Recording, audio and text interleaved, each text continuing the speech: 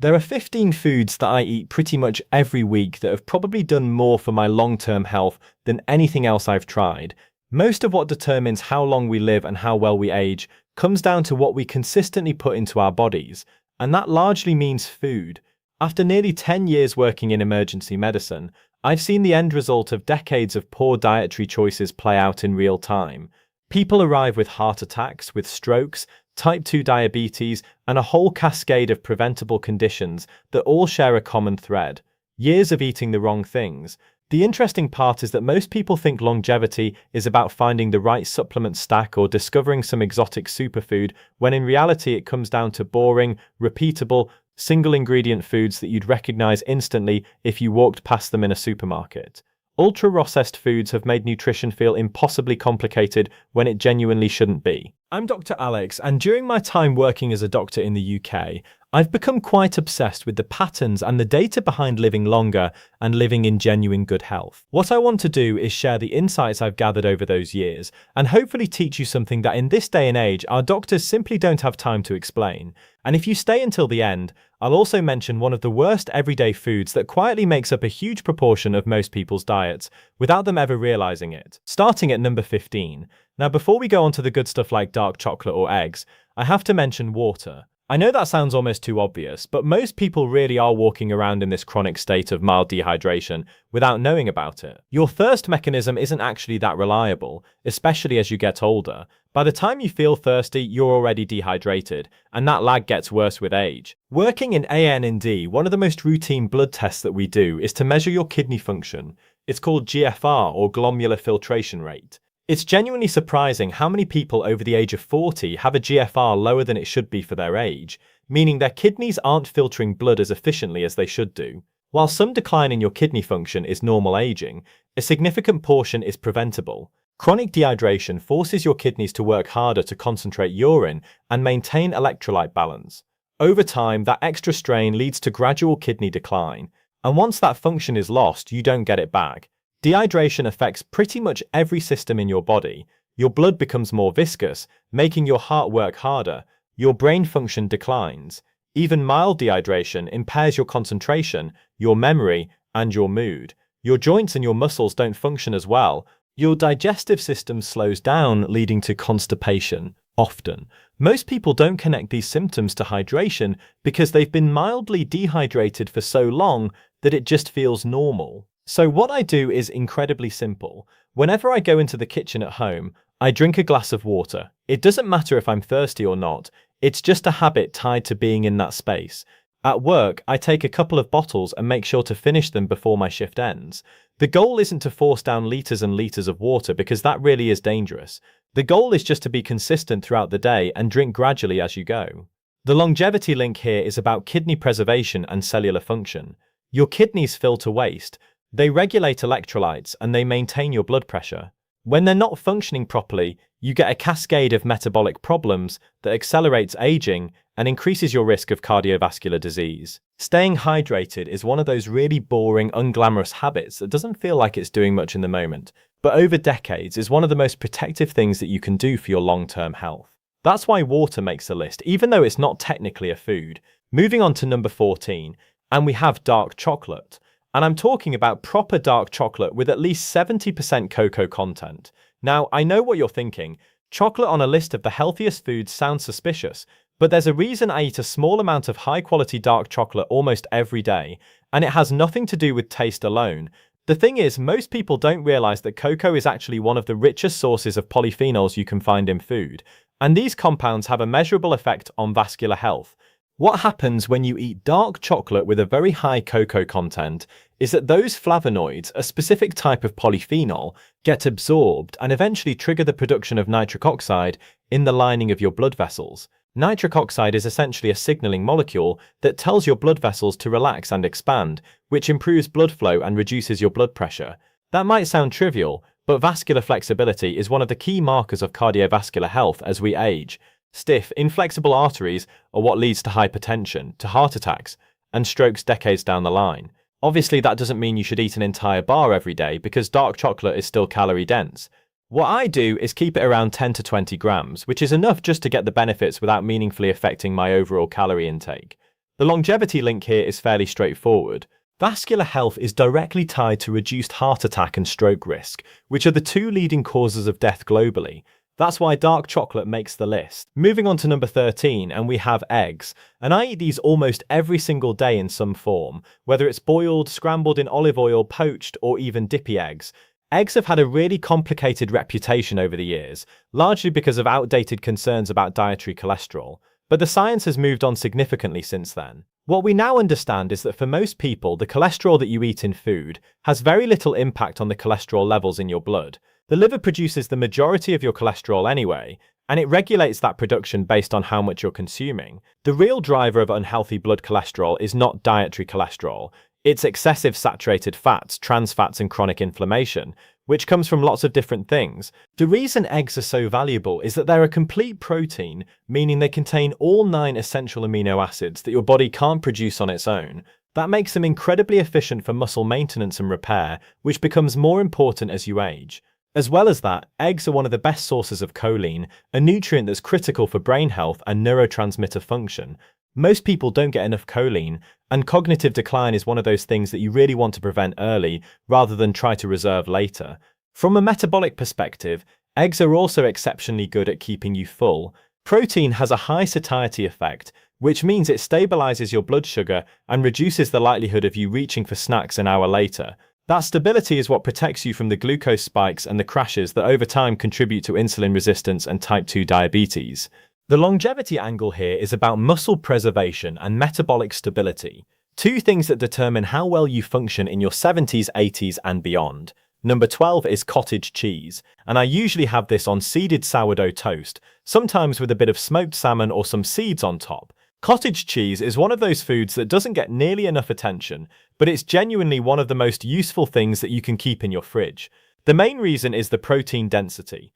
Cottage cheese is around 80% protein by calorie, which is rare for something that's also relatively low in fat and easy to eat in decent quantities. What happens when you eat protein alongside carbs is that it slows down the rate at which glucose gets absorbed into your bloodstream. That means that if you are having toast, adding cottage cheese dramatically reduces the glycemic impact of that meal compared to eating toast on its own. Lower glucose spikes mean lower insulin spikes, and lower insulin spikes over time mean better insulin sensitivity and a lower risk of metabolic disease. As well as that, cottage cheese is a fermented dairy product, which means it contains beneficial bacteria that supports your gut health. The fermentation process also makes it easier to digest for people who struggle with regular dairy. Now, from a longevity perspective, cottage cheese hits multiple targets at once. High protein intake is associated with better muscle mass as you age, which is one of the strongest predictors of functional independence and quality of life in older adults. The calcium content supports bone health, which helps to prevent fractures and the downstream complications that often follow a fall in later life. That combination of muscle preservation, of bone health, and metabolic stability is exactly what you want to optimize if your goal is to age well and stay capable as long as possible. Coming in at number 11, and we have pecans and walnuts, which I usually eat just out of a packet that are lightly roasted and salted. Now, I know the immediate concern here is calories. Nuts are really calorie dense, and if you're not paying attention, it's really easy to overdo it.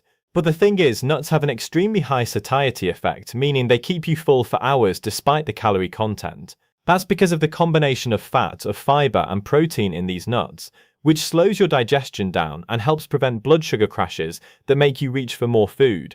Walnuts in particular are one of the richest plant sources of omega-3 fatty acids, specifically alpha-linoleic acid, which gets partially converted into the longer-chain omega-3s that your brain and heart need.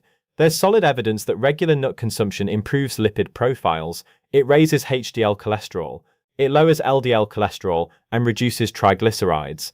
That's a meaningful shift in cardiovascular risk, and it happens from eating a handful of nuts most days.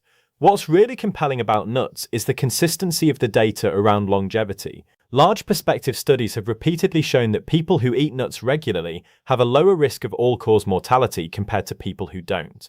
Now, that's not just cardiovascular death, that's death from all causes, which suggests that nuts are doing something beneficial across multiple systems in the body. The fiber content supports your gut health, the fats reduce inflammation, and the micronutrients, the magnesium, the vitamin E, the selenium, they fill gaps that most people's diets are missing. That's why nuts make the list, even though they're calorie dense. The benefits massively outweigh the concerns, as long as you're eating them in reasonable amounts. At number 10, we have pumpkin and sunflower seeds. And I sprinkle these on almost every meal that I eat, from salads to toast to soups, most breakfasts, or just eaten on their own as a snack. Seeds are one of those foods that people completely overlook, but they are genuinely one of the most nutrient-dense things that you can add to your diet, and they go on anything. Pumpkin seeds are loaded with magnesium, which is a mineral that the majority of people don't get enough of. Magnesium is involved in over 300 enzymatic reactions in the body, including energy production, muscle function, and blood pressure regulation. Sunflower seeds are high in vitamin E, in selenium, and healthy fats. And both types of seeds contain a decent amount of fiber. Now, that fiber is what feeds the beneficial bacteria in your gut. And those bacteria produce short-chain fatty acids that reduce inflammation and improve insulin sensitivity. There's also evidence that a diverse gut microbiome is associated with better metabolic health, better immune function, and even better mental health through the gut-brain axis. From a longevity perspective, seeds are really valuable because they fill micronutrient gaps that are difficult to address otherwise. Just like the nuts we just talked about, most people eating a Western diet are deficient in magnesium, in zinc, and selenium. And those deficiencies have downstream effects on everything from bone health to immune function to DNA repair. Seeds are just so incredibly easy to incorporate into your diet. You don't need to cook them, you don't need to prepare them, you just add them to whatever you're already eating. And that's the kind of low-effort, high-impact habit that actually sticks over time. Moving on to number 9, and we have beetroot, or beets if you're across the pond. And I eat these roasted raw in salads or just as a simple side dish with a bit of olive oil and salt on top. Beetroot is one of those vegetables that people either love or hate, but from a physiological perspective, it's doing some genuinely remarkable things in your body. The key compound here is dietary nitrate, which gets converted into nitric oxide through a multi-step process involving bacteria in your mouth and your stomach. Nitric oxide is the same molecule I mentioned earlier with dark chocolate, and then also later on with kale. It's what keeps your blood vessels flexible and responsive. The difference with beetroot is that the nitrate content is extraordinarily high, which means that you get a significant boost in nitric oxide production from eating it regularly. That translates into lower blood pressure, better blood flow, and improved exercise performance. There's actually data from control trials showing that beetroot juice can lower systolic blood pressure by several points, which might not sound dramatic, but at a population level, that reduction would prevent thousands and thousands of heart attacks and strokes. What's really interesting about beetroot is that the benefits seem to extend beyond just cardiovascular health. There's evidence that the nitrates improve mitochondrial efficiency, which is how your cells produce energy. Better mitochondrial function means better physical performance, better recovery, and potentially slower aging at the cellular level. Beetroot also contains betalains, which are these pigments that have antioxidant and anti-inflammatory properties. Those compounds help reduce oxidative stress, which is one of the underlying mechanisms of aging. The longevity link with beetroot is really about cardiovascular protection and metabolic efficiency. Keeping your blood vessels healthy and your mitochondria functioning well are two of the most important things that you can do to reduce your disease risk as you age. The fact that beetroot is low in calories, high in fiber, and easy to prepare makes it one of those foods that's worth eating regularly, even if you're not convinced by the taste at first. At number 8, we have kefir, which is a fermented dairy drink that I usually have in the morning, sometimes mixed with berries or seeds. Kefir is similar to yogurt in some ways, but the fermentation process is different, and that difference matters quite a bit from a health perspective. Kefir is made using kefir grains, which are a combination of bacteria and yeast that ferment the milk and produce a much more diverse range of probiotic strains than you'd get from regular yogurt. What happens when you consume kefir regularly is that you're introducing these beneficial bacteria into your gut, and those bacteria help maintain the balance of your gut microbiome. A healthy microbiome is linked to better immune function, better metabolic health, reduced inflammation, and even better mental health, again through the gut-brain axis. The fermentation process also breaks down lactose, which means that many people who struggle with dairy can tolerate kefir without issues. As well as that, kefir is high in protein, in calcium, and B vitamins, all of which support your muscle maintenance, your bone health, and your energy metabolism in general. There's growing evidence that fermented foods are associated with better health outcomes. A study from Stanford showed that people who increase their intake of fermented foods experience reduced markers of inflammation and increased microbiome diversity, both of which are protective against chronic disease. Kefir specifically has been studied for its effects on blood pressure, on cholesterol levels, and blood sugar control, and the results are consistently positive. The mechanism seems to be partly due to the probiotics themselves, and partly related to the bioactive peptides that are produced during fermentation. The longevity angle is about maintaining a healthy gut microbiome, which becomes increasingly important as you age. Microbiome diversity tends to decline with age, and that decline is associated with frailty, with immune dysfunction, and increased inflammation. Eating fermented foods like kefir is one of the most effective ways to preserve that diversity and support your long-term metabolic and immune health. The fact that it's also high in protein and easy to incorporate into your daily routine makes it one of those foods that's well worth prioritizing. Now, kale has become a bit of a cliche in health circles, but there's a reason it keeps coming up. It's genuinely one of the most nutrient-dense leafy greens that you can eat. What makes kale particularly valuable is the combination of polyphenols, vitamin K, and nitrates. Polyphenols are the plant compounds that have antioxidant and anti-inflammatory effects, and they've been consistently linked to lower rates of chronic disease. Vitamin K is essential for bone health and proper blood clotting, and most people don't get nearly enough of it. The nitrates in kale are what really sets it apart from other veg. Nitrates get converted into nitric oxide in the body, and as I mentioned earlier with beetroot and dark chocolate, nitric oxide is what keeps your blood vessels flexible and responsive. That vascular flexibility is one of the key determinants of cardiovascular health as you age. Stiff arteries lead to high blood pressure, which leads to heart attacks and strokes. So anything that improves vascular function is worth paying attention to. The longevity link with kale is about chronic inflammation and oxidative stress, both of which accelerate aging at a cellular level. There's data showing that people who eat more leafy greens, like spinach and kale, have slower rates of cognitive decline, better cardiovascular outcomes, and lower all-cause mortality. The practical note here is that it doesn't have to be fancy. All I do is put a bag of sliced kale into a bacon tray, drizzle it with olive oil, put some salt on, and put it in the oven for 10 minutes. The goal is consistency, so just try eating it every week if you can. Coming in at number 6, and we have salmon, and I would say I eat this probably twice a week. Either smoked salmon with some scrambled eggs for breakfast, or as filet for dinner. Salmon is one of the best sources of omega-3 fatty acids that you can get, specifically EPA and DHA, which are the long-chain omega-3s that your body can actually use directly without needing to convert them first. Those omega-3s have a measurable anti-inflammatory effect, and chronic inflammation is one of the underlying drivers of almost every age-related disease. Cardiovascular disease, dementia, cancer, you name it. What happens when you eat omega-3 rich fish like salmon is that those fatty acids get incorporated into the membranes of your cells, including the cells in your brain and your heart. Now, that changes how those cells function, reducing inflammation, improving insulin sensitivity, and protecting against arrhythmias. There's strong evidence from randomized controlled trials that omega-3 supplementation reduces the risk of cardiovascular events. And eating whole fish gets you all of that plus high-quality protein, vitamin D, and selenium. The brain protection angle is really important for longevity. DHA makes up a significant portion of the fat in your brain, and higher omega-3 intake is associated with better cognitive function and slower rates of cognitive decline. That's not just about memory, it's about maintaining executive function, processing speeds, and the ability to live independently as you age. The reason salmon makes the list is because it's one of the most efficient ways to get those omega-3s without needing to rely on supplements, and it's something that you can eat regularly without getting bored. At number 5, we have blueberries, and I almost always eat these with yogurt and seeds to reduce the glucose spike and to add protein to the meal. Blueberries are one of the most studied fruits when it comes to health and longevity, and the reason for that is the extraordinarily high concentration of polyphenols, particularly anthocyanins, which are what gives blueberries that deep blue color.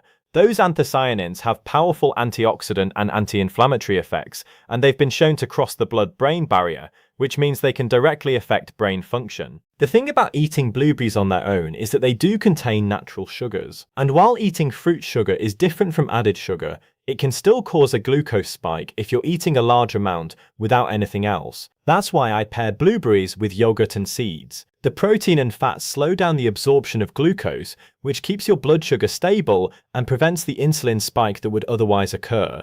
That combination also keeps you full for longer, which is important if you're trying to maintain a healthy weight. There's compelling data showing that people who eat berries regularly have better cognitive outcomes as they age. One study followed older adults over several years and found that those who ate more blueberries and strawberries had slower rates of cognitive decline compared to those who didn't, and the mechanism seems to be related to reduced oxidative stress and inflammation in the brain, both of which contribute to diseases like Alzheimer's. As well as that, there's evidence that blueberries improve vascular function and may reduce blood pressure, which adds another layer of cardiovascular protection. The longevity link with blueberries is really about brain health and metabolic protection. The polyphenol supports cognitive function, and fiber supports your gut health, and the low calorie density means that you can eat them regularly without affecting your weight. The key is eating them as part of a balanced meal or a snack rather than isolation, which is why pairing them with yogurt and seeds is such an effective strategy. And number 4, we have black coffee. Though I need to make this really clear that it's not good to drink this immediately when you wake up. The reason for that is cortisol, which naturally peaks in the first hour or so after you wake up. Drinking coffee during that peak can blunt your body's natural cortisol response over time, which means that you end up relying on caffeine more heavily just to feel normal. What I do is drink water first and then have a coffee about an hour after waking up, which respects that natural cortisol rhythm and makes the caffeine more effective. The health benefits of coffee have been studied extensively, and the data is remarkably consistent. Moderate coffee consumption is associated with lower all-cause mortality. Again, that's not just cardiovascular death, it's death from all causes, which suggests that coffee is doing something protective across multiple organ systems. The polyphenols in coffee have antioxidant and anti-inflammatory effects, and there's specific evidence that coffee consumption is linked to better liver health and a lower risk of liver disease. What's interesting about coffee is that the benefits seem to come primarily from polyphenols, not the caffeine. Decaf coffee still shows protective effects in studies, which means it's not just the stimulant effect that's valuable. Having said that, caffeine itself does have some benefits. It improves your cognitive function, it enhances physical performance, and it may reduce the risk of neurodegenerative diseases like Parkinson's and Alzheimer's. Drinking 2 to 3 cups of coffee a day, either black coffee or just with a bit of milk, seems to be the sweet spot where you get the benefits without the downsides of excessive caffeine intake, like disrupted sleep or increased anxiety. Number 3 on our list is mushrooms, and I usually fry these lightly in olive oil and eat them on toast or as a side to meals. Mushrooms are one of those foods that don't get nearly enough credit for how nutritionally dense they are. They're incredibly low in calories, but high in fiber, in B vitamins and minerals like selenium and potassium. What makes mushrooms really interesting from a health perspective is the presence of beta-glucans, which are the polysaccharides that have immune-modulating effects. Beta-glucans essentially train your immune system to respond more effectively to threats without becoming overactive, which is important because an overactive immune system leads to chronic inflammation and autoimmune conditions. There's also evidence that certain types of mushrooms, like shiitake or oyster, have specific compounds that support immune function and may even have anti-cancer properties. So obviously that research is still in the relatively early stages. From a longevity perspective, mushrooms are really valuable because they're nutrient-dense without adding many calories, which is exactly what you want if your goal is to age well without gaining weight. They're also one of the few non-animal sources of vitamin D, especially if they've been exposed to sunlight or UV light during growing. Vitamin D deficiency is extremely common and linked to everything from bone health to immune function and mood regulation. The fact that you can get a decent amount of vitamin D from mushrooms makes them really useful, especially if you're not eating much fatty fish or spending much time in the sun. And number 2, we have sauerkraut, which is a fermented cabbage that I usually eat as a side with main meals or sometimes just on its own. Sauerkraut is another one of those fermented foods that's doing multiple things at once for your health. The fermentation process increases the bioavailability of nutrients in the cabbage, which means that your body can absorb more of the vitamins and minerals that are present. As well as that, sauerkraut is packed with probiotics, beneficial bacteria that support your gut health and immune function. What's particularly valuable about sauerkraut is that it's one of the most affordable and accessible fermented foods that you can eat. You don't need to buy expensive probiotic supplements when you can get live bacteria from real food. The probiotics in sauerkraut help maintain the diversity of your gut microbiome, which is linked to better metabolic health, reduced inflammation, and improved immune function. There's also evidence that fermented vegetables specifically can reduce the risk of certain cancers, particularly digestive cancers, though the mechanisms are still being studied. The other benefit of sauerkraut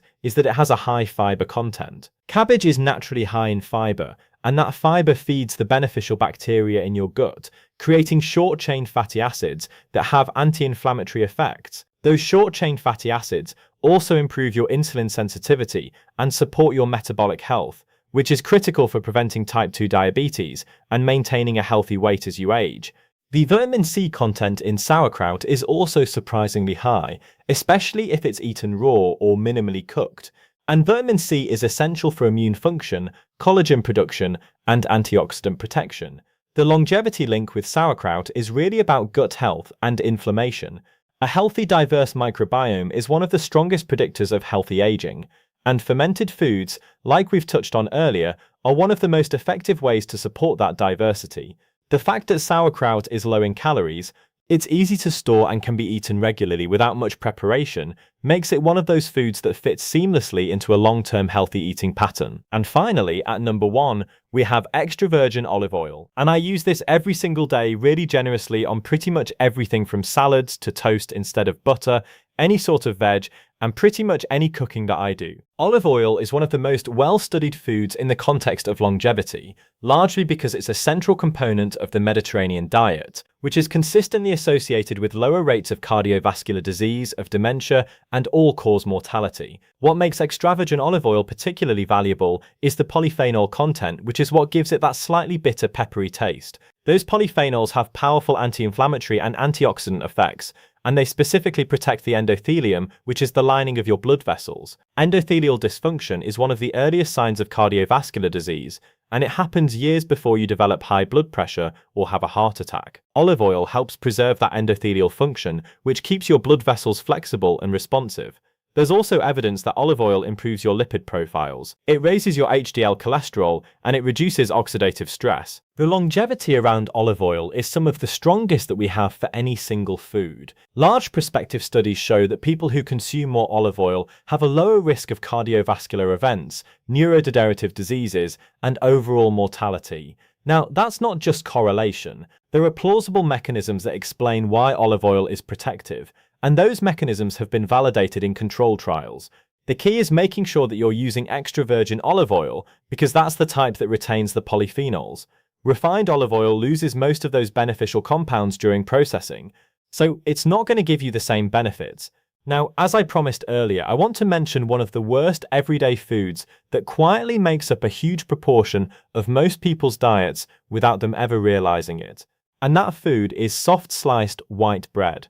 The everyday white bread that we see, and the reason this is such a problem isn't because one slice is going to kill you. It's obviously not. The problem is that white bread is ultra-processed. It's low in fiber and has an extremely high glycemic load. When you eat it, your blood sugar spikes rapidly. Your insulin spikes in response, and then an hour or two later, your blood sugar crashes and you're hungry again. What makes this particularly insidious is that most people eat white bread around twice a day. Toast for breakfast, a sandwich for lunch, and that means it's making up a disproportionate amount of the daily calorie intake. Over time, that pattern leads to insulin resistance. It leads to weight gain and eventually type 2 diabetes. The other issue is that white bread crowds out real food. If you're filling up on white bread, then you're probably not eating eggs, veg, nuts, or seeds, or any of the other nutrient-dense foods that actually support your long-term health. The thing is, bread itself isn't the enemy. A seeded sourdough that I eat most days, for example, can absolutely be part of a healthy diet when eaten with protein and fat. But soft white bread is basically empty calories with a massive metabolic cost. It's one of those foods where the cumulative effect over years and decades is what matters. It doesn't feel harmful in the moment, but it quietly replaces real food every single day, and that's where the damage happens. So to bring this all together, longevity isn't about eating perfectly all the time, or finding some magic superfood that fixes everything. It's about repeatable, somewhat boring, single-ingredient foods that you can eat consistently over years and decades. Most people don't need supplements. They need fewer packets, fewer processed foods, and more real food that looks like it came from a plant or an animal. The 15 foods I've talked about today aren't exotic, they're not expensive, and they're not difficult to find. They are just consistently good choices that over time compound into better metabolic health, better cardiovascular health, and a longer, more capable life. And if you found this video useful and you learned something today, then please subscribe to the channel because it genuinely helps this channel reach more people who might benefit from it. And if there's a specific topic that you'd like me to cover in the next few videos, whether that's the food I avoid, how to structure your meals, or anything else related to health and longevity, then please leave a comment below and I'll do my best to make that video. Thank you so much for watching, and I'll see you in the next one.